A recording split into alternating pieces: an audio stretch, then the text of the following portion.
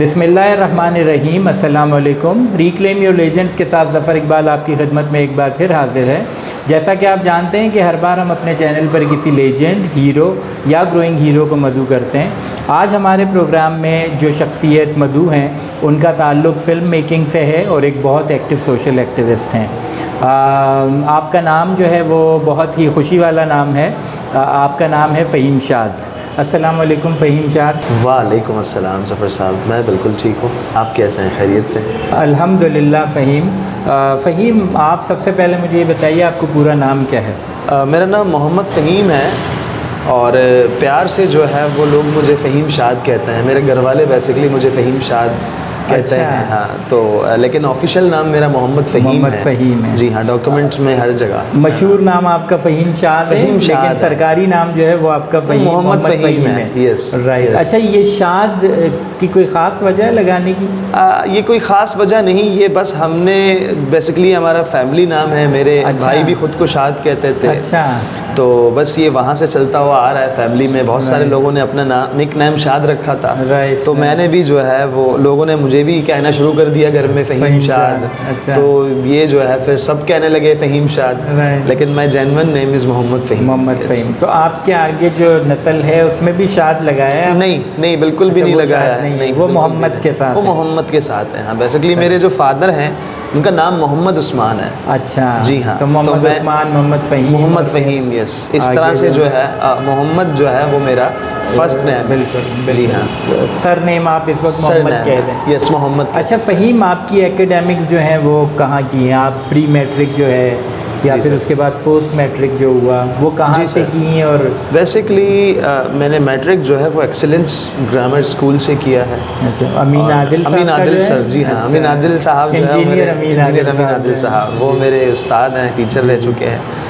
और बाकी इसके अलावा जो है वो इंटर मैंने प्राइवेट किया है। अच्छा। और ग्रेजुएशन भी जो है मैंने प्राइवेट किया है। मास्टर्स मेरा कंटिन्यू चल रहा है, लेकिन ये है कि मैं अभी जो है वो एडमिशन के लिए देख रहा हूँ किसी अच्छी यूनिवर्सिटी में। इंशाल्लाह मेरा इरादा है कि कमिंग जून को जैसे एडमिशन स्टार्ट होंगे तो मैं अपने 2 साल का मास्टर्स पूरा कर लूँगा इंशाल्लाह। तो आपका जो बैचलर्स हुआ है या जो इंटर हुआ है, दैट वाज इन आर्ट्स और commerce? Yes, it's an arts. क्योंकि आप हैं भी आर्ट के बंदे हैं ना, फिल्म मेकर हैं आप। बिल्कुल।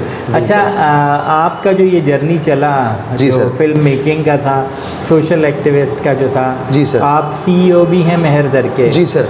नाज़रीन, मेहरदर जो है वो एक आर्ट और कल्चर को साथ लेकर चलने वाला एक ऐसा इदारा है जिसमें माशाल्लाह से बहुत अच्छी वीडियोस, बहुत अच्छी डॉक्यूमेंट्रीज़, फिल्में बनाई हैं और मेरे ख़्याल से बहुत से मुकाबलों में इसने इनामात भी जीते हैं। जी, इनामात भी जीते हैं। तो आपने स्टार्ट जो लिया वो एज ए सोशल एक्टिविस्ट लिया था या एज ए फिल्म मेकर?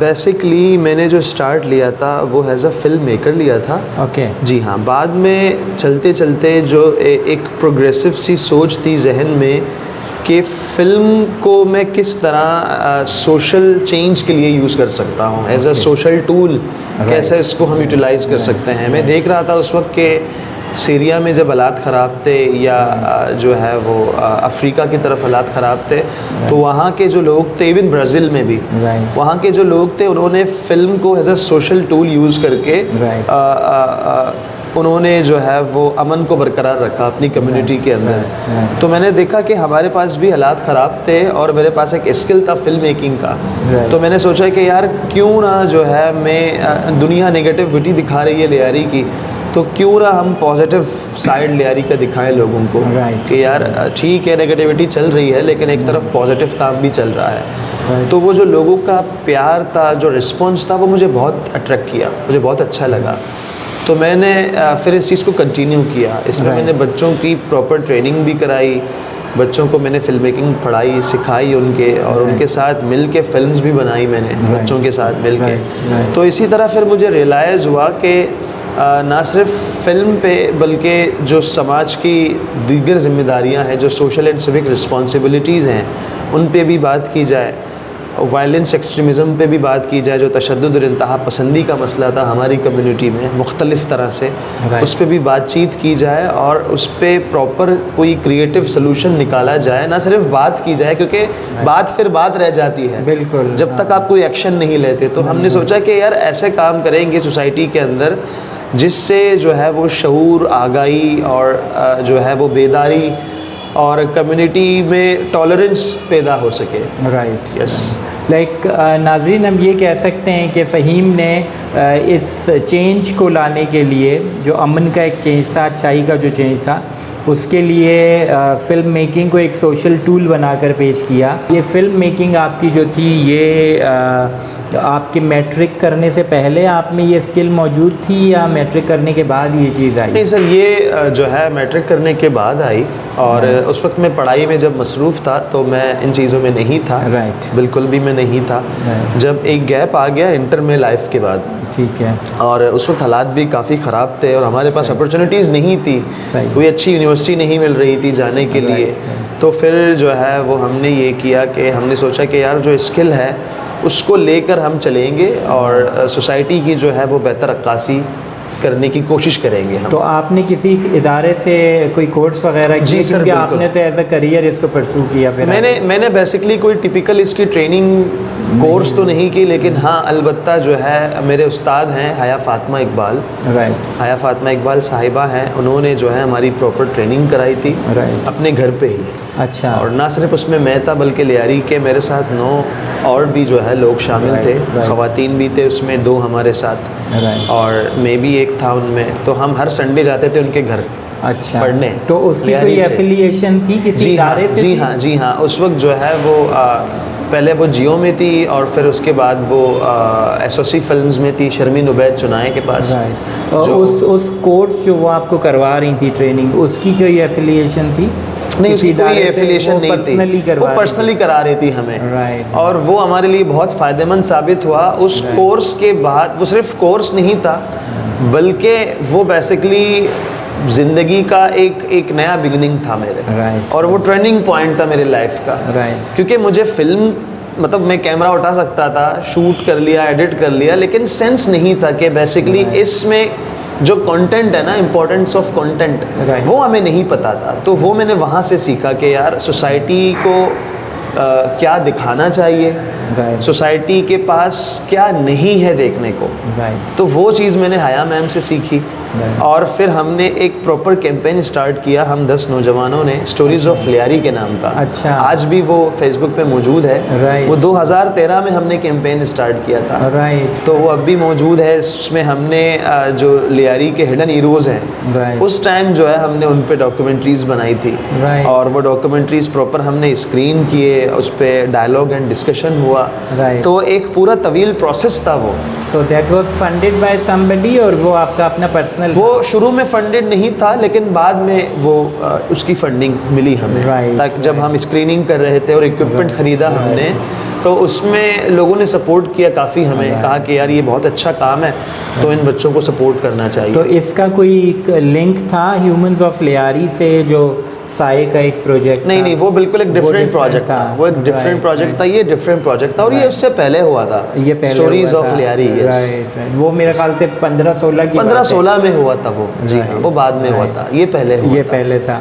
तो आपने ये तो आपकी जो प्रोफेशनल जो एक आपका जर्नी चल रहा है वो भी है, साथ में आपका एकेडमिक जो था वो भी चलता रहा। आप एक प्रोग्राम था आयरन का, यस प्रोग्राम के नाम से, यस बिल्कुल यस वाला ही। तो क्या वो यस प्रोग्राम आपका जो था, मेरे ख्याल से वो मैट्रिक बेस था, स्कूल बेस था। जी हाँ। तो आप उसमें भी सिलेक्ट हुए थे और फिर आपने विजिट भी किया था। वो कौन सा सन था? वो 2012 था बेसिकली, और वो बहुत ही यादगार था मेरी ज़िंदगी का। उसको तो मैं कभी नहीं भूल सकता। और इंशाल्लाह बहुत जल्द अनकरीब मैं दोबारा जो है वो एक और प्रोग्राम के लिए जा रहा हूँ। अच्छा। 2022 को। और वो जो प्रोग्राम है वो फिल्म पे बेस है। अच्छा, वो वो पूरा कितना प्रोग्राम ड्यूरेशन है उसका? वो जो है तकरीबन 8 मंथ्स का प्रोग्राम है। अच्छा। और वो तो स्टार्ट होना था 2020 को, लेकिन ये है कि प्रोग्राम कैंसिल नहीं हुआ है, पोस्टपोन्ड हुआ है। तो होपफुली हो सकता है 2022 में जो है हम उसके लिए फ्लाई करेंगे। स्टेट्स में ही है? स्टेट में ही होगा, वो मिजूरी में होगा। Okay, yes. तो वहाँ पे उसकी इम्प्लीमेंटेशन फिर आप यहाँ पर जी हाँ, उसकी इम्प्लीमेंटेशन हम इस तरह से करेंगे कि जिस तरह हम सोशल एक्शन प्रोग्राम्स करते रहते हैं, जी जी जी, तो उसकी इम्प्लीमेंटेशन यहाँ महरगढ़ के अंदर होगी, जिसमें फर्दर लियारी के जो है वो सिर्फ 10 बच्चों को मैं ट्रेन करूँगा फिल्म मेकिंग बच्चे ही होंगे? बच्चे नहीं कह सकते उन्हें, जो है वो 18 से 25 साल तक के जो नौजवान हैं।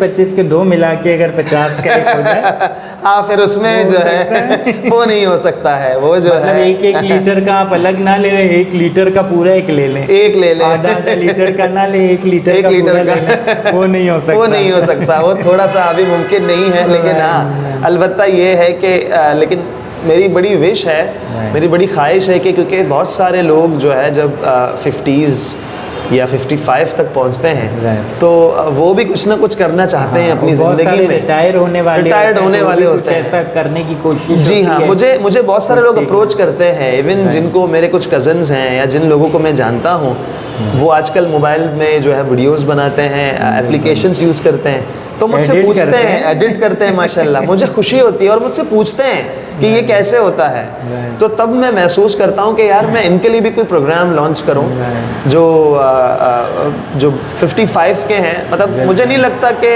सीखने सिखाने का कोई लिमिटेड एक एज होता है, मैं इस पे यकीन नहीं रखता हूँ। Only a number. मैं तो समझता हूँ कि किसी भी जो है वो एज का बंदा कुछ भी कर सकता है, कुछ भी सीख सकता है। तो ये अच्छी बात है कि अगर आप उनका भी हाथ पकड़ लें, क्योंकि उनका भी जो टाइम है अगर आप प्रोडक्टिवली यूटिलाइज करें तो वो ज़्यादा बेहतर है। और हो सकता है कि उन्हीं लोगों में से भी कुछ लोग सोसाइटी की बेहतरी के लिए कंटेंट क्रिएट करें, जैसे आप माशाल्लाह कर रहे हैं, रिक्लेम योर लीजेंड। मैं आपके वीडियोस देखता रहता हूं और ये बहुत ही अच्छा एक नेक काम है। मुझे नहीं लगता कि ये काम आप जो है लाइक्स, सब्सक्राइब और नंबर्स के लिए कर रहे हैं, बल्कि ये वो काम है जो दुनिया में बहुत कम लोग करते हैं, क्योंकि ये वो काम है जिसको हर कोई नहीं देखता, इसको लिमिटेड लोग देखते हैं। लेकिन मेरी ख्वाहिश है कि लोग इस तरह के प्रोग्राम्स को देखें कि सोसाइटी में ऑन ग्राउंड क्या हो रहा है, लोग क्या सरअंजाम दे रहे हैं, हमें क्या पसंद है, हमें ह्यूमर पसंद है, हमें जो है वो जिन वाली कहानियाँ पसंद है, हमें हमारे पास प्याज किस तरह कटते हैं, हमें ये पसंद है कि जी जो जहाज़ की, हमें जो है वो जुनैद बंगाली पसंद है, ठीक है। तो हमारे जो लोगों की चॉइस है, जो सिलेक्शन है, वो बहुत ही नेगेटिव है मेरे ख्याल से। और अगर यही सिलेक्शन हुआ तो आगे जाके जो अपकमिंग जनरेशन है हमारी, वो बहुत लॉस की तरफ जाएगी, वो बहुत नुकसान उठाएगी। तो मेरे ख्याल से अभी से अगर हम लीजेंड्स की बात करें, हम सक्सेस स्टोरीज देखें तो वो ज़्यादा बेहतर साबित हो सकती हैं, बच्चों के लिए भी और बड़ों के लिए भी। तो नाजरीन, ये दो खुशखबरियाँ जो थीं वो फ़हीम ने इस वक्त हमें सुनाई। एक तो 2022 का जो इन्होंने एक अपनी स्कॉलरशिप की जो बात की, वो भी हमारे प्रोग्राम के ज़रिए इन्होंने ओपन की है बात आज। और इसके अलावा जो सीनियर सिटीज़न्स के लिए जो ये बता रहे हैं, और मैं ये यकीन रखता हूँ कि इंशाअल्लाह फ़हीम जो है इसको अमली जामा भी ज़रूर पहनाएंगे। इनको सिर्फ एक इशारा मिलने की ज़रूरत होती है किसी आइडिया की, और ये उस पर माशाल्लाह से अमल कर लेते हैं। तो आपका फ़हीम वो जो यस का जो 1 साल था, वो आपका कैसा रहा था? वो बहुत ही अच्छा रहा था। और वो जैसे मैंने पहले भी कहा कि वो मैं कभी नहीं भूल सकता। मुझ में जो शऊर पैदा हुआ, बेसिकली जो लीडरशिप पावर जिसको कह दें, क्योंकि पहले मैं काम तो कर रहा था लेकिन मुझे ये नहीं पता था कि मैं एक लीडर भी हूँ, और एज ए लीडर मैं अपना क्या किरदार कम्युनिटी के अंदर अदा कर सकता हूँ। मुझे किताब पढ़ने का बिल्कुल शौक़ नहीं था, नॉलेज हासिल करने का, लेकिन मुझे लगा कि मैं जिस फील्ड से ताल्लुक़ रखता हूँ वो बगैर नॉलेज के कुछ भी नहीं है। नहीं हो सकता। मुझे ख़ुद को ब्रेक नहीं करना एक दीवार तक, मुझे आगे निकलना होगा। और मुझे जो है बस ये फ़क्र नहीं करना कि बस अब ज़िंदगी में सब कुछ अचीव हो गया। फैमिली का भी एक सपोर्ट है, और वालिद साहब जो है वो मेरे 2004 में गुज़र गए दुनिया से। हो गया। हाँ, उनका इंतकाल हो गया। और जो है अम्मी मेरी कैंसर सर्वाइवर थी, और अम्मी की भी जो है वो डेथ हुई 2016 में। अच्छा। तो लेकिन ये है कि कभी हिम्मत नहीं आ रही। शर्मीन उबैद चुनावी, शर्मीन उबैद का वो ऑस्कर जीत चुकी हैं। ऑस्कर जीत चुकी आपके क्या इरादे हैं? सर मेरा ऑस्कर जीतने का तो प्लान नहीं है फ़िलहाल। मेरा बस प्लान यही है कि मैं सोसाइटी के सामने वो चीज़ें लाऊं जो शायद आम तौर पे कोई फिल्म मेकर नहीं लाता, जिस पे जो पब्लिक डिस्कोर्स पे बातचीत नहीं होती। फॉर एग्जांपल एक्सट्रीमिज़म को आप ले लें, इंतहा पसंदी को आप उठा लें। इंतहा पसंदी पे आज तक हमारी जो मीडिया है वो सही से बात नहीं करती। बिल्कुल। वो काम करें जो दुनिया कर रही है तरक्की की तरफ। और उसका हरगिज़ फ़ायदे के लिए है। उसका हरगिज़ ये मतलब नहीं है कि जी आप नमाज ना पढ़ें, आप अपने दीन से दूर हो जाएं। लोगों का पर्सपेक्टिव है हमारे बारे में, और लोगों का ये भी पर्सपेक्टिव है मेरे बारे में, शायद मैं कोई एनजीओ चलाता हूँ, मेरा एक, जबकि ऐसा नहीं है। मेरी एक कंपनी है छोटी सी, वो company basically social enterprises based company है, जिस पे हम सर्विसेज देते हैं मुख्तलिफ कंपनीज़ को। और नाजरीन, इसमें जैसे फ़हीम ने कहा कि हम एक्सट्रीमिज़म के अगेंस्ट जब बात करते हैं तो इट डज़ंट मीन कि हम मज़हबी एक्सट्रीमिज़म की जब बात करते हैं तो मज़हब के लिए गलत कह रहे हैं। खुदा न खास्ता कोई भी ऐसा एक ज़ी-शऊर इंसान जो होगा वो किसी मज़हब के लिए ऐसी बात नहीं कर सकता। ये सिर्फ़ और सिर्फ दोनों तरफ हमें सोचना चाहिए कि मज़हबी तौर पर हम इतने एक्सट्रीम में ना चले जाएं कि वो मज़हब का जो एक्सट्रैक्ट था, जो उसका एक एसेंस था, वही हम बिल्कुल उसको ब्लर कर दें। और इसी तरीके से लिबरलिज़म में भी हम इतने ज़्यादा एक्सट्रीम में ना चले जाएं कि जो एक्चुअल लिबरलिज़म का जो एक एसेंस है उसको हम ब्लर कर दें। तो दोनों चीज़ों में मियाना रवि की ज़रूरत है। तो आपने जितनी भी सर्विसेज की हैं उसमें आप क्या सोचते हैं कि आपकी जो आपको ऐसा लगता है कि इतनी सारी सर्विसेज मैंने की हैं, इसमें ये सर्विस मेरी ऐसी थी कि जैसे मैं अगर मार्क्स दूँ, एक रूब्रिक्स बनाऊं, तो ये मेरी सबसे बेहतरीन सर्विस होगी? सर जो सबसे बेहतरीन सर्विस थी मेरी, वो मैंने अपनी ज़िंदगी में एक पहली फ़िल्म बनाई थी अमन के नाम से। अमन, हाँ, अमन एक शॉर्ट फिल्म मैंने बनाई थी जी। और एक बच्चे पे, और फिर उसकी हमने जो है वो अलग अलग जगहों पे स्क्रीनिंग की थी। कुरंगी एकेडमी में भी जाके की थी हमने, और भी बहुत सारे जो है वो शहर के अलग अलग पार्ट्स में, बीच लग्जरी में उसकी स्क्रीनिंग हुई, और लियारी के मुख्तलिफ़ एरियाज़ में उसकी स्क्रीनिंग हुई, चक्रा गोट की तरफ हुई, इब्राहिम हैदरी की तरफ हुई। तो उसमें मुझे बहुत इनकरेजमेंट मिला। वो बेसिकली कहानी थी एक बच्चे की, छोटे बच्चे की कहानी थी, जो जिसको जो है वो जिस पे गोली चलती है। अच्छा। हाँ, स्कूल का बच्चा होता है छोटा सा, और उसका जो उसके अम्मी अब्बू नहीं होते, और उसका भाई मैकेनिक होता है, लेकिन भाई की ख्वाहिश होती है कि मैं जो है इसको पढ़ा लिखा के एक अच्छा बच्चा बना लो।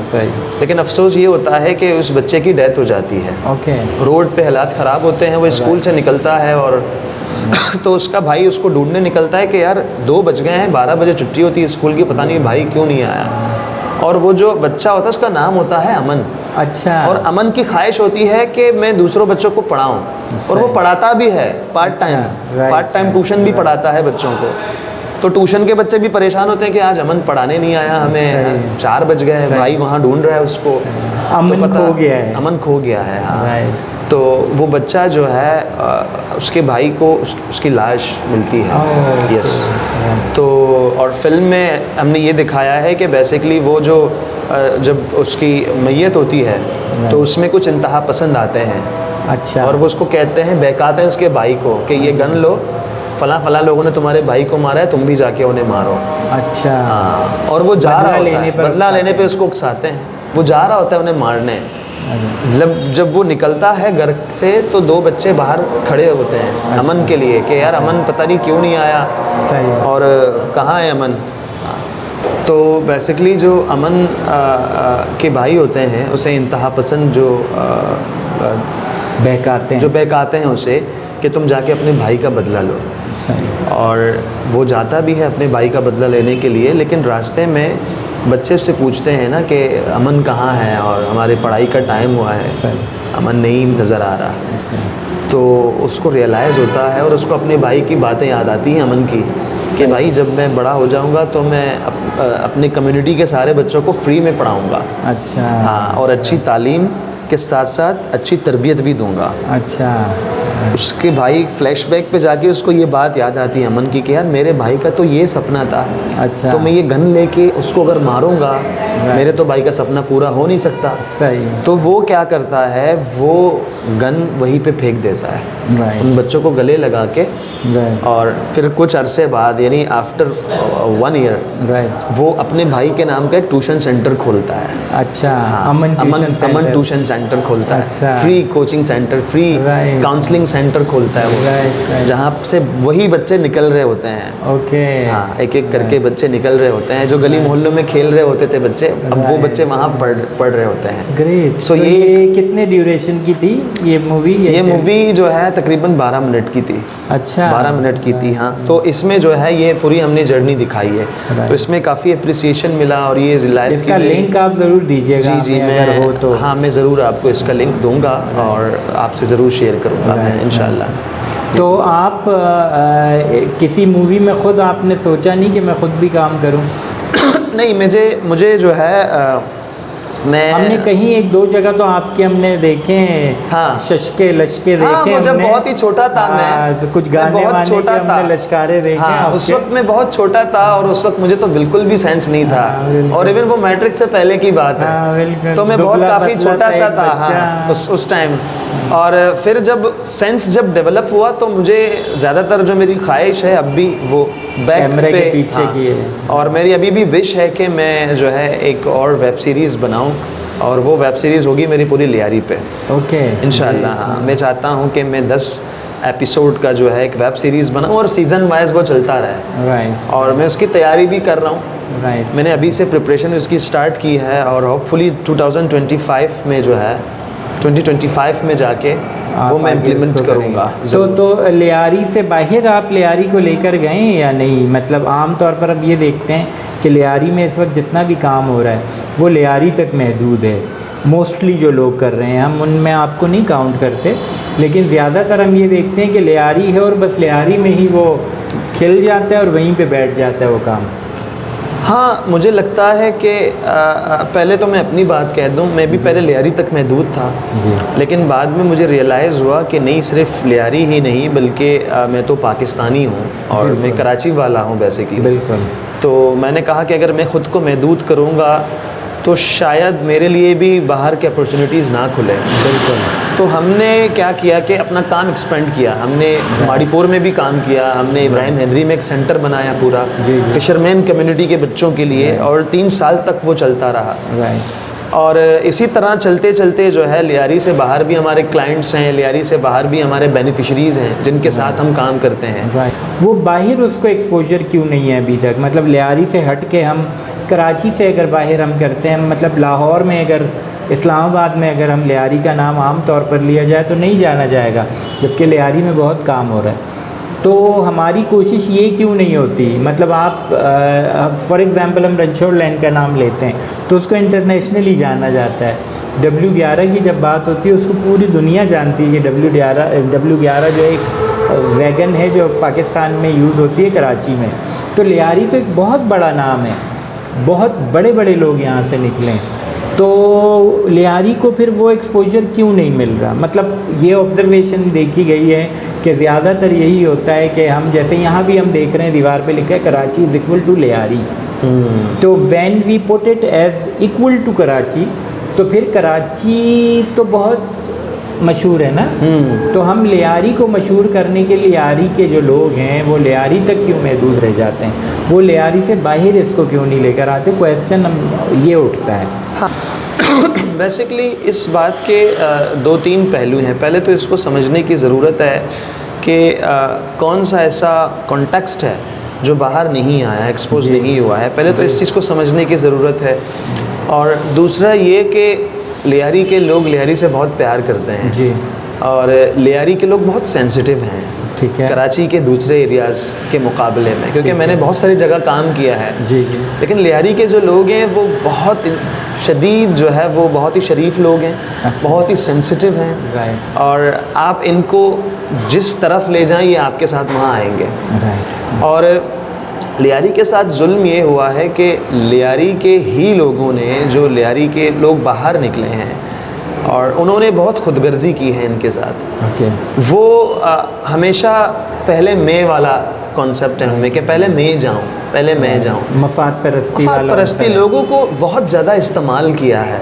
ओके। बहुत सारे ऑर्गेनाइजेशंस ने लियारी को, बहुत सारे पॉलिटिकल पार्टीज़ ने, राइट। बहुत सारे रिलीजियस पार्टीज़ ने लियारी वालों को इस्तेमाल किया है। और क्योंकि ये बेचारे सीधे लोग हैं, बहुत ही शरीफ लोग हैं और सुनते हैं आपको सही तरह से, और मिसगाइड भी जल्दी हो जाते हैं। यहाँ के लोग बहुत जल्दी हो जाते हैं। अगर कोई मेरे बारे में जाके कह दे को कि फ़हीम जो है वो आपके नाम पे पैसे कमा रहा है, वो यकीन मानेंगे, अच्छा हमारे नाम पे कर रहा है, तो फिर उसके बाद वो मुझे वेलकम ही नहीं करेंगे। यानी वो हमारी गेस्ट ने बात की थी लियारी कार्ड की, लियारी कार्ड यूज़ हो रहा है। हाँ हाँ। तो ये शायद आप वही कहना चाह रहे हैं कि एक लियारी कार्ड को मुख्तलिफ लोग इस्तेमाल कर रहे हैं। मुख्तलिफ लोग इस्तेमाल कर रहे हैं इसको। इसको मुख्तलिफ, चाहे सियासी लोग हों, चाहे समाजी लोग हों, चाहे गवर्नमेंट ऑफिशियल्स हों, हर लोगों ने अलग अलग तरीके से जो है वो इसको इस्तेमाल किया हुआ है, चाहे बाहर से आने वाले लोग क्यों ना हो। लेकिन मुझे लगता है ज़फ़र साहब, जो आने वाला जनरेशन है, जो अपकमिंग यूथ है जी, आजकल जिस तरह मैं नौजवानों को देख रहा हूँ कि यार मेरे बाद जो नौजवान है अब वो समझ गए हैं, जो वॉलंटियरिज्म है वो भी तब्दील हो चुका है, जो NGOs हैं या ऑर्गेनाइजेशंस हैं वो भी कन्वर्ट हो रही हैं एंटरप्राइजेस की तरफ। बिल्कुल कि भाई ऐसा काम करो जिससे 2 रुपए भी कमाओ और सोसाइटी को फ़ायदा भी पहुंचाओ। ये दोनों काम करोगे तो लॉन्ग टाइम तक चलोगे। ग्रांट्स और प्रोजेक्ट्स तक खुद को महदूद ना करो, एक स्किल हासिल करो, दूसरों को वो स्किल सिखाओ कम पैसों पे, ठीक है, और लोगों में वो सोच ज़रूर पैदा करो, जो प्रोग्रेसिव सोच है ना, जो पॉजिटिव सोच है, उसको लेकर पॉजिटिव नैरेटिव ज़रूर पैदा करनी है। और बड़े ब्रांड जो हैं वो तो ऑलरेडी उनके अपने CSR जो हैं वो काम कर रहे हैं, वो काम ऑलरेडी कर रहे हैं, तो उसको भी लेकर नाजरीन ये बहुत अच्छे आइडियाज़ हैं जो फ़हीम यूजुअली मुख्तलिफ़ फोरम्स पर भी शेयर करते हैं, और गवर्नमेंट से भी हमारी रिक्वेस्ट होगी कि इसको ज़रूर सोचा जाए इस पर, क्योंकि अगर इस पर सोचेंगे तो फिर हम इसे अमली जामा पहना सकते हैं। फ़हीम, आप देखने में, बात करने में बड़े संजीदा और वो बज़ला संच किस्म के जो लोग होते हैं वैसे लगते हैं। Thank you sir. क्या आप बचपन में शरारती थे? नहीं सर, मैं बिल्कुल भी शरारती नहीं था। अच्छा। बचपन से, और बल्कि मैं बहुत ज़्यादा शरारती था। अच्छा, शरारती थे। वो तो नहीं थे गुन्ना वाला बच्चा तो नहीं थे? नहीं, गुन्ना वाला नहीं। के दूसरे हाँ, मैं खामोश रह के जो है बचपन से ही, तो मेरे तो बचपन के बड़े बड़े वाक़यात हैं। अच्छा, कोई एक बार बेहतरीन शरारत बताएं। एक बार तो सर मैंने क्या किया था, मैंने एक इलाके में एक कुल्फ़ी खाई थी, कुल्फ़ी ली थी, जो ना मलाई वाले कुल्फ़ी मिलते हैं, बादामी कुल्फ़ी जो होते हैं ना, वो नमक के अंदर जो बनती है, फिर ये निकाल के देते हैं, उसको कप रखते के आपको दे देते हैं। मैंने वो ख़रीदा, तो मुझे, मेरी बहन मेरे साथ थी, मेरी बहन ने कहा 1 मिनट अपना कुल्फ़ी दिखाओ। मैंने कहा नहीं, मैं तुम्हें नहीं दूंगा। बोला नहीं, इसमें चिपकली है। अच्छा। मैंने कहा नहीं, तुम मुझे टगा रहे हो, और मैं वो खाता गया हूँ। मेरी बहन भाग के गई, अम्मी को बुलाया, अम्मी इसकी कुल्फ़ी में चिपकली है, अच्छा, इसको रोको। अच्छा। अम्मी मेरे पीछे भागे, बहन मेरे पीछे भागे, इलाके वाले सारे मेरे पीछे। मैं जो मेरे पीछे क्यों भाग रहे हैं? अरे कुल्फ़ी मवर, उसमें वो चिपकली है। मैं कह रहा हूँ नहीं। अब इतने में कुल्फ़ी पिघल गई, मैं पूरा गली भागता गया। अच्छा। जब गिरा तो मैंने देखा वाकई चिपकली था, उसमें छोटी सी चिपकली थी। अच्छा, खाई नहीं थी अभी वो? मैंने खाई थी। अच्छा, मैंने खाई थी। राइट। तो और मुझे चक्कर आने लगे। मुझे फ़ौरन से वहाँ इलाकों वालों ने उठा के मुझे हॉस्पिटल ले गए। अच्छा। हाँ, और जिसका जहर तो बहुत खतरनाक है। हाँ, मैं गया, मुझे इंजेक्शंस लगे और मैं वहाँ एडमिट हुआ एक दिन पूरा। तो बच गए आप? मैं बच गया। आप बच गए तो बैठे हैं ना। तो इलाके वालों मेरा नाम ही रख दिया चिपकली। अच्छा। अरे भाई पूरा मशहूर हो गया कि यार इसने तो मेरे साथ बड़े बड़े बड़े अजीब से वाकयात हुए। एक बार मैंने अपना हाथ काट दिया था। अच्छा। बचपन में अमरूद काट रहा था। अच्छा। अमरूद मुझे घर वालों ने कहा कि दो यार हम काटेंगे। सही। मैं खाने पीने के मामले में बड़ा होशियार था। अच्छा। कहता था यार पहले मैं खाऊंगा। अच्छा। इसके बाद जो है जिसको खाना है वो। बहुत चटोरे। हाँ। मैं भाई अमरूद काट रहा हूँ तो मेरी पूरी उंगली कट गई। पूरी उंगली हट गई और सिर्फ इतना सा हिस्सा रह गया था। राइट। इस वाले उंगली का, लेफ्ट हैंड का। अच्छा। तो फिर इसको बड़े। फिर भी अमरूद छोड़ा था या वो खाया था? अमरूद मेरे हाथ में था। अच्छा, वो नहीं हॉस्पिटल गया था, वो मेरे हाथ में था भाई। मेरे अब्बू कह रहे थे यार अमरूद छोड़ दो। और एक बार मैं कोचिंग सेंटर से आया, उस वक्त हम किमाड़ी के घर में थे। अच्छा। मैं ट्यूशन से आया, मुझे बहुत प्यास लगी थी। मैंने देखा कि कोका कोला पड़ा हुआ है फ्रिज के पीछे। अच्छा। कोका कोला का बोतल है, उस पे कोका कोला है। अच्छा। मैंने कहा किस बेवकूफ ने कोका कोला बाहर रखा है, फ्रिज में क्यों नहीं रखा है? मैंने उठा के अंदर रख दी, ठंडा कर दिया उसको, निकाला तो मेरी बहन ने पूछा रुको ये तुमने कहाँ से उठाया? मैंने कहा क्यों, अब तुमने ये भी पीनी है? मेरी बहन ने कहा नहीं पीना नहीं है, ये तेजाब है। मैंने कहा मुझे पागल मत बनाओ, अरे ये कोल्ड ड्रिंक है और कोक है ये। मेरी बहन ने कहा नहीं देखो रखो ये तेजाब है। वो हाथ से ले रही, मैंने खोल दिए यूँ पीने के लिए, वो वाकई तेजाब थी। और मैं वो फौरन वहाँ गिर गए मेरे हाथ से और मैं बेहोश हो गया। अरे फिर उसी तरह वो खौफ से बेहोश हो गए आप? नहीं मैंने वो सूंघा उन्हें। हाँ। मैंने सूंघा वो उन्हें, सूंघ के मैं बेहोश हो गया। अरे अच्छा। खाने में इट मीन्स कि आप खाने के बहुत शौकीन हैं? मैं फूडी हूँ सर, बिल्कुल। तो किस किस्म का खाना ज़्यादा खाते हैं? मैं जो है मुझे दाल चावल बहुत पसंद है। अच्छा। मुझे लोकल डिशेस बहुत पसंद है, जो लोकल इवन जो लोकल औरतें बनाती हैं गली मोहल्लों में। अच्छा। हाँ, सुबह का जो नाश्ता मिलता है लियारी में लोकल। अच्छा। कभी आप आए, आपको भी खिलाएंगे इंशाल्लाह, क्यों नहीं। जो हमारे पास जो है मसूर की दाल होती है। मसूर की दाल है, जो है वो चने हैं, भजिए हैं, और बांकलेक। हाँ, बांकलेक कहते हैं। रेड लोबिया की तरह। रेड लोबिया की तरह है। रमजानों में मिलता है सुकून लोला। अच्छा, ये क्या है? सुकून लोला, ये भी एक डिश है। लोबिया, ये है लोबिया की। व्हाइट लोबिया या रेड वाली? रेड लोबिया है। और इसमें पापड़ भी होता है। पापड़ को आप काट के, ये जो है बेसिकली मीठा पापड़ होता है। अच्छा। उसके साथ इसको बलोची में हम कहते हैं लोला। अच्छा। ये ज्यादा मीठा नहीं होता, पीका भी होता है। राइट। पीका भी होता है। राइट। आपको वो खिला देंगे। और शुगर पेशेंट का तो खास तौर पर छिलका उतार के खाते हैं ना इसको, लेवे को। हाँ। बहुत बड़ा मजे का होता है, बड़ा मजे का होता है। रमजान अभी आने वाले हैं, आपको खिलाएंगे इंशाल्लाह। और ये मसूर की दाल का भी एक खास नाम होता है मेरे ख्याल से, उसको वो जो ब्लैक वाली मसूर की दाल होती है नाश्ते में जो इस्तेमाल होती है। हाँ। उसको वो खास एक बलूची में नाम लिया जाता है, मुरस्वाबी। और चनों को काबुली कहते हैं। काबुली कहते हैं। तो थोड़ी सी वर्किंग है इस पे। हाँ। अच्छा, आप खुद पका लेते हैं? मैं जो है कुछ खास नहीं पकाता, अलबत्ता ये है कि वाइट चावल पका लेता हूँ। अच्छा, वो तो सिर्फ उबालने ही होते हैं। और जो है अंडे, वो भी सिर्फ तलना होता है। जो कबाब अगर हैं, अच्छा, तो वो फ्राई कर लेता हूँ आराम से। बने बनाए जो पैटी को सिर्फ तलना। हाँ। अच्छा। बस ये कर लेता हूँ। हाँ, चाय में अच्छी बना लेता हूँ। अच्छा, चाय में अच्छी। चाय किसी दिन पियेंगे? हाँ, बिल्कुल जरूर पिए। मेरी वाइफ को जो है मेरे हाथ के चाय बहुत पसंद है। अच्छा, तो नाश्ता तो आप ही बनाते होंगे फिर सुबह?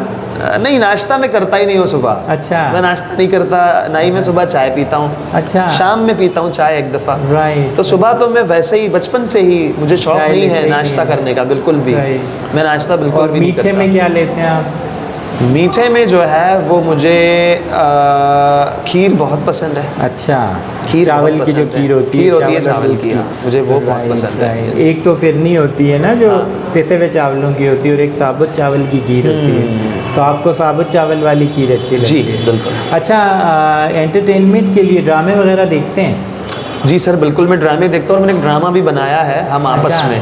अच्छा। हम आपस में एक पूरी वेब सीरीज़ है जिसके 8 एपिसोड्स हैं। राइट। और जो बनाया है हमने एक्सेप्टेंस पे, टॉलरेंस पे, जिसकी हम बात करते हुए आ रहे हैं कब से।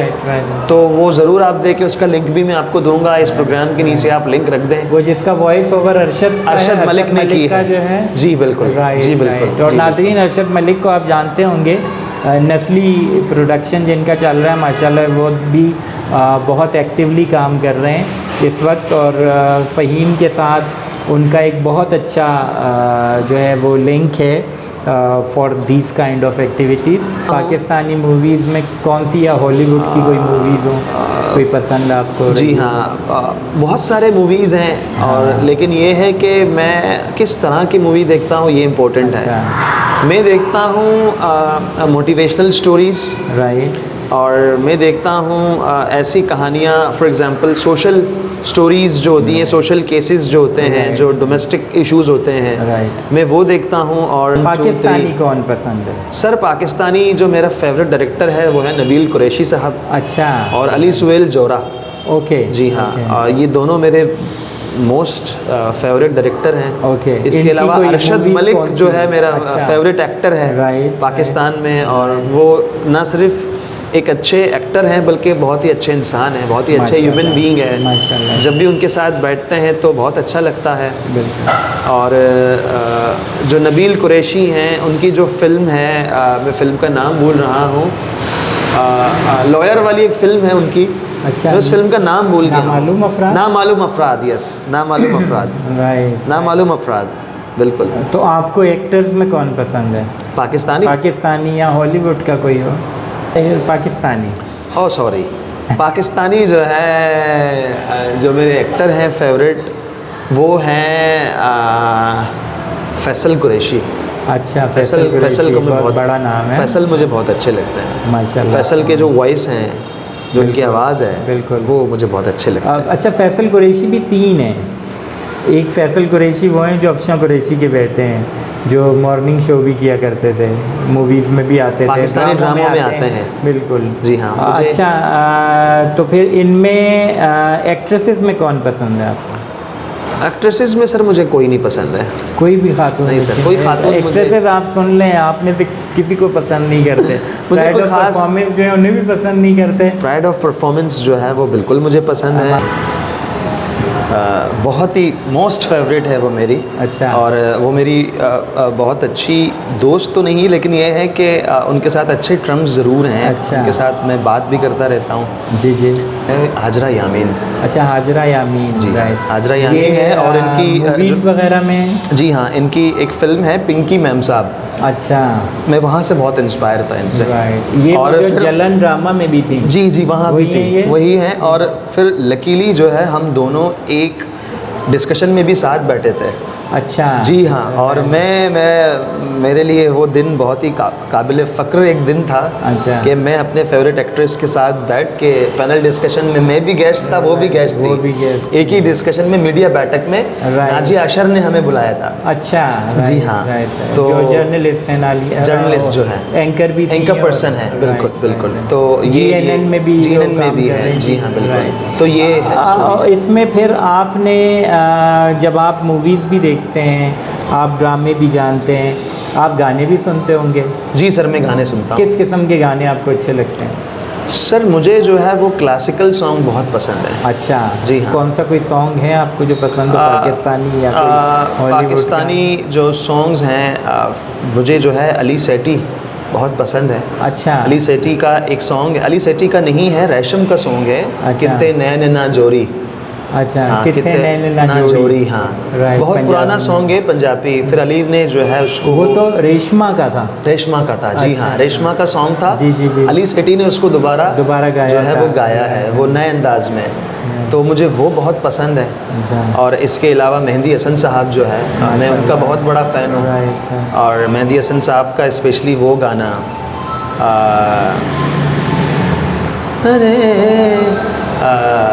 वो वाला गज़ल है इनका। फिल्मी है? नहीं, फिल्मी नहीं है। अली सेठी ने वो भी गाया है कोक स्टूडियो में। अच्छा, कौन सा है वो?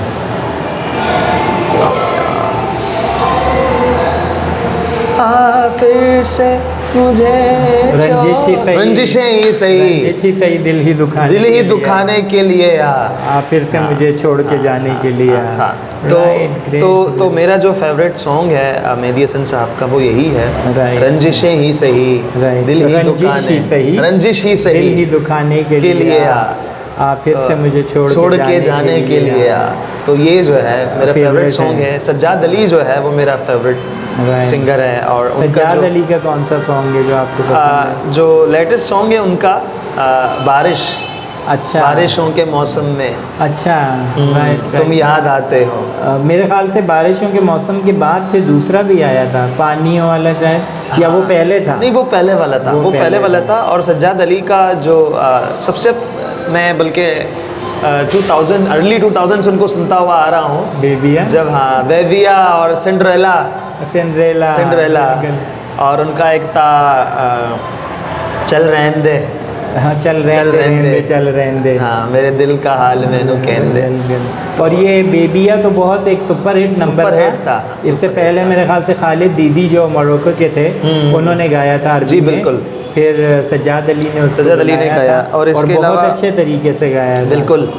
बिलाल मकसूद मेरा फेवरेट सिंगर है, वो स्ट्रिंग्स से, स्ट्रिंग्स वाले, जिन्होंने अभी कोलैब कर दिया। कोलैब कर दिया उन्होंने। मेरे ख्याल से फैसल कपाड़िया थे इनके साथ, फैसल कपाड़िया और बिलाल मकसूद दोनों थे। तो इनका एक सॉन्ग है मिल गया। ओके। हाँ, वो लियारी में ही शूट हुआ है। अच्छा। एक बॉक्सर की जो है वो कहानी है। ठीक। मैं जब भी स्ट्रेस होता हूँ तो मैं वो सॉन्ग ज़रूर सुनता हूँ। हाँ, मुझे बहुत रिलीफ मिलता है वो सॉन्ग। मोटिवेशनल सॉन्ग है बेसिकली। वो यकीनन लिखा हुआ भी बिलाल मकसूद, बिलाल ने खुद लिखा है। हाँ, बिलाल ने माशाल्लाह से फैमिली बड़ी रिच फैमिली है इस मामले में, लिखने के मामले में। फातिमा सुरैया बजिया, अनवर मकसूद। हाँ, तो आपकी माशाल्लाह से लाइक्स बहुत अच्छी हैं। जी सर, बिल्कुल। अच्छा, आप ये सारी चीज़ें जब कर लेते हैं, आपकी फैमिली में आपके साथ जो है किस तरह का आपको एक रिस्पांस मिलता है? मतलब आप कम्युनिटी सर्विस भी कर रहे हैं, आप फिल्म मेकिंग भी हो रही है, और बहुत सारी चीज़ें, बिज़ी होता है इंसान बहुत ज़्यादा। तो घर से आपको किस तरह रिस्पांस मिलता है? बच्चों के मामले में, घर में, आपकी अपनी फैमिली में सपोर्टिव हैं? बहुत ज़्यादा सपोर्टिव हैं। मेरी वाइफ बहुत ज़्यादा सपोर्टिव हैं। मेरी बड़ी बहन, क्योंकि मैं खुद अपनी बहन से इंस्पायर हूँ। परवीन नाज, मैं खुद उनसे इंस्पायर हूँ। मैं अपने मामू से इंस्पायर हूँ। मेरे मामू जो है वो खुद प्रोफेसर हैं, लॉयर हैं, और सोशल एक्टिविस्ट, प्रोफेसर वाहिद मुराद बलोच, एडवोकेट। ठीक। तो मेरे मेंटोर हैं, मेरे गाइड हैं वो। अच्छा। उन्होंने ही मुझे सिखाया है, एक अच्छा इंसान मुझे बनाया उन्होंने ही। क्योंकि अब्बू जल्दी गुजर गए थे। जी। तो मेरे मामू ने मेरी काउंसलिंग की, बहनों ने की। मैं अपने मेरे दो बहनें हैं, नसरीन और परवीन। नसरीन जो है उन्होंने तो मुझे मदर की तरह संभाला है, और परवीन ने फादर की तरह। वो जो है स्टाफ नर्स हैं। और जो है, तो मेरी फैमिली काफ़ी सपोर्टिव है। उन्हें ट्रस्ट है मुझ पे, उन्हें पता है कि मैं कोई गलत काम नहीं कर रहा। मैं बल्कि, और मुझे खुद भी सुकून मिलता है इस काम में। मुझे अच्छा लगता है जब दिल लगता है मेरा कि जब एक कम्युनिटी का बच्चा, एक आम सा शहरी, आम सा नौजवान, जिसको पता नहीं है कि मुझे क्या करना है, फ्री होता है, गली मोहल्ले में खेल रहा होता है, बस खेल के सिवा उसके पास कोई सेंस नहीं होता कि मैं क्यों ज़िंदा हूँ। तो मुझे बहुत सुकून मिलता है जब इस तरह के बच्चे गैदर होते हैं, 10-15 बच्चे, और मैं उनकी ट्रेनिंग करता हूँ।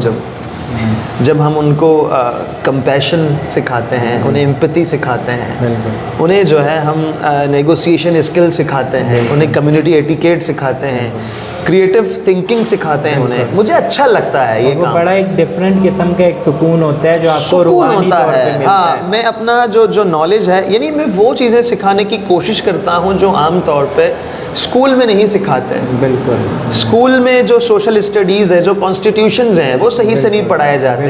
रट्टाफिकेशन है, तालीम होती है लेकिन उसमें तरबियत नहीं होती, रट्टाफिकेशन है। बच्चे को फोकस करते हैं कि भाई तुमने नंबर लाने हैं, बस पास होना है यहाँ से। बिल्कुल। स्कूल्स में पास होने का कॉन्सेप्ट है। बिल्कुल। और या फिर वो एक खौफ होता है, एक खौफ होता है। कायद आज़म मोहम्मद अली जिन्ना, बाबाए कौम, हमारे बानी पाकिस्तान, दुनिया के बेहतरीन इंसानों में से थे, और हम खुशकिस्मत हैं कि हमारे बाबाए कौम वो हैं। लेकिन जब उनके 14 पॉइंट्स की बात आती है तो हमारे बच्चे डर जाते हैं, क्योंकि उनको इस तरीके से वो 14 पॉइंट्स करके पढ़ाए जाते हैं कि वो उनका नाम ही लेना नहीं चाहते। तो जो बात ये चीज़ जो तरबियत है, इसमें आप एक बहुत बड़ा पार्ट अंजाम दे रहे हैं। सर बिल्कुल। अभी तो खैर वो ये लिया था, मैं जो गवर्नमेंट स्कूल्स के बच्चे हैं उनको मैं 3 चीज़ें सिखाने जाता था वॉलंटरीली, फ्री ऑफ कॉस्ट, कोई बगैर प्रोजेक्ट के, कि how to identify a fake news.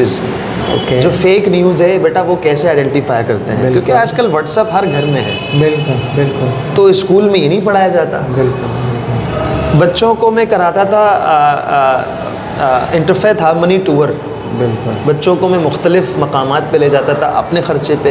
जी। मेरे दोस्त हैं, उनके पास गाड़ी है, वो गाड़ी मंगवाते थे, बच्चों को बिठा के 10-15 बच्चे सिर्फ सेलेक्ट करके सही। उन्हें मैं ले जाता था और उन्हें कहता था कि अब आपने अपना एक्सपीरियंस लिखना है, जैसे तैसे गलत लिखो लेकिन लिखो ज़रूर, रिकॉर्ड करें, उसे रिकॉर्ड करें, हाँ उसे लाएँ, उसे लिखें, उसे और वहाँ खड़े होकर व्लॉग्स बनाएँ।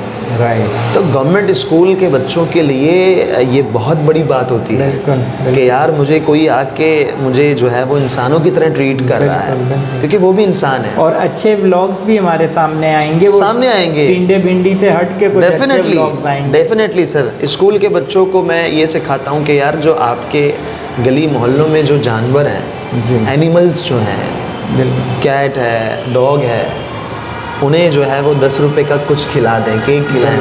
बिल्कुल। इससे आपको सुकून मिलता है, आपको रूहानी सुकून मिलता है, क्योंकि जब आप जानवर से प्यार से पेश आएंगे तो इंसान से ऑटोमेटिकली आप प्यार से पेश आएंगे। एग्जैक्टली। आपको प्यार के बदले में प्यार ही मिलेगा, प्यार ही मिलेगा। आप में एक अजीब सा सुकून आपको मिल रहा होता है। बिल्कुल। और मैं कहता हूँ कि जो आपके पास बिल्लियाँ हैं, जो घर का खाना बचता है, मछली हो, मुर्गी हो, दाल हो, जो भी हो, आप खिलाएं जानवरों को। बिल्कुल। रादर देन आप फेंकने के। हमारे तो गलियों में कुत्ते बिल्लियाँ सब घूम रहे होते हैं। वो भी हमारे सोसाइटी का पार्ट है। बिल्कुल, जानदार है, वो सोसाइटी का पार्ट है। बिल्कुल। और अल्लाह पाक ने कोई भी चीज़ बगैर किसी मकसद के नहीं पैदा की। बिल्कुल सर, ऐसा ही है। और मेरी कोशिश होती है कि यार उन लोगों के साथ बैठ के टाइम स्पेंड किया जाए जिनके बच्चे नहीं हैं, वो बुज़ुर्ग हज़रात, उन्हें ज़रूरत होती है कंधे की, सहारे की, दो अच्छी बातों की। बिल्कुल। ये सब वो चीज़ें ज़फ़र साहब जिनमें पैसा नहीं लगने हैं, ये फ्री में होनी है। बिल्कुल। और उसमें आपके सिर्फ जज्बात लगते हैं, सिर्फ जज्बात आपके लगते हैं, और उसके साथ आपकी पॉजिटिव वाइब्स चाहती हैं। Positive vibes. और आपको ये हर रोज़ नहीं करना, आपने महीने में 1 बार 2 बार, अगर आपके पास कोई स्किल है, अगर मुझे कोई सुन रहा है, ये मेरा स्पेशली मैसेज है नौजवानों को, अगर आपके पास जो है महीने में 30 दिन है या 21 दिन है या व्हाटएवर जो भी है, उसमें से सिर्फ 1 दिन निकाल के कोई स्किल आपके पास है, किसी गवर्नमेंट स्कूल में जाएं, वहाँ से 10 बच्चे सेलेक्ट कर लें, उन्हें कहें कि यार मैं आपको ये चीज़ सिखाने आ रहा हूँ फ्री ऑफ कॉस्ट। क्योंकि बैक टू दी कम्युनिटी वाला सीन करें आप। मुल्क ने आपको बहुत कुछ दिया है, अब आपकी और हमारी बारी है। रादर देन ये वेट करने की यार ये तो गवर्नमेंट की जिम्मेदारी थी, ये तो फलाने की जिम्मेदारी थी। वो एक बहुत ही अच्छा शहर है कि जुल्मते शब से तो कहीं बेहतर था कि अपने हिस्से का कोई दिया जलाते जाते हैं। बिल्कुल बिल्कुल। तो हम भी अपने हिस्से का दिया जला रहे हैं, आप भी अपने हिस्से का। अपने लिए तो सभी जीते हैं, जहाँ है जिंदगी का मकसद औरों के काम आ। बिल्कुल।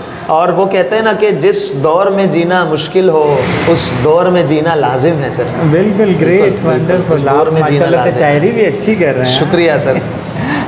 तो नाजरीन, मेरे ख़्याल से मैसेज जो है वो तो आपको फ़हीम ने दे ही दिया, और इसको मेरे ख़्याल से बहुत अच्छे तरीके से फ़ॉलो भी किया जा सकता है। फ़हीम, बहुत बहुत शुक्रिया, आपने अपना इतना कीमती वक्त हमें दिया और इंटरव्यू के लिए टाइम निकाला। बहुत बिज़ी लाइफ है आपकी माशाल्लाह से सर, थैंक यू। और उम्मीद हम ये करते हैं कि हमारे इंटरनेशनली या नेशनली जहाँ जहाँ भी देखा जा रहा हो, अगर देखा जा रहा हो इस इंटरव्यू को, तो अगर किसी का कोई क्वेश्चन आपके लिए कमेंट की शक्ल में हमारे पास आता है तो हम ये उम्मीद रखते हैं कि आप उससे ज़रूर रिस्पॉन्स करेंगे। ज़रूर सर। और हमारा एक रिवाज है, एक दस्तूर है चैनल का कि हम अपने गेस्ट को थैंक्स का एक लेटर देते हैं, और हम उम्मीद करते हैं कि वो लेटर आप ज़रूर एक्सेप्ट करेंगे। आपके लिए, आप इसे एक्सेप्ट करें और थैंक यू, हमें याद कीजिएगा। Thank you so much Zafar साहब, आपका बहुत बहुत शुक्रिया। बल्कि मैं जो है वो ख़ुद भी बहुत जो है वो अजीब सा फील कर रहा हूँ कि आप यहाँ चल के आए। ये तो मेरी जिम्मेदारी थी कि मैं आपके पास चल के आता और आप जो है वो आए। आपका बहुत बहुत शुक्रिया, आपने मुझे इतनी इज़्ज़त दी, आपका बहुत शुक्रिया। खुदा जो है वो आपको इसी तरह इज़्ज़त दे और इसी तरह जो है आपको नवाजे और इसी तरह आप काम करते रहें सर सोसाइटी के लिए। Thank you, thank you sir. बहुत बहुत शुक्रिया नाज़रीन।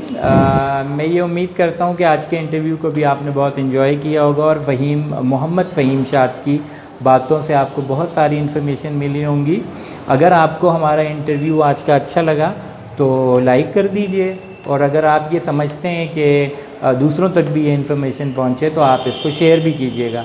और अगर चैनल को आपने सब्सक्राइब नहीं किया हुआ तो चैनल को भी सब्सक्राइब कर लीजिए।